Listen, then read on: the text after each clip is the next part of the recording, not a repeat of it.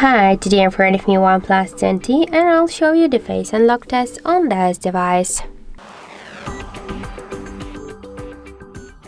So first let's lock our smartphone and now I'll make a couple of tries to unlock the device with my face and we'll see how fast this feature is and does it works. So let's start. 1, 2, 3, 4, 5. So as we can see, the face unlock feature works here correct and just fast. We can unlock the device less than in half of the second. This is the good result for the face unlock. I just suggest you to try this unlock method, but don't forget that the face unlock is less secure than the passcode or pin code unlock methods. So that's it. Thank you for watching, and if you find this video helpful, don't forget to leave a like, comment and to subscribe our channel.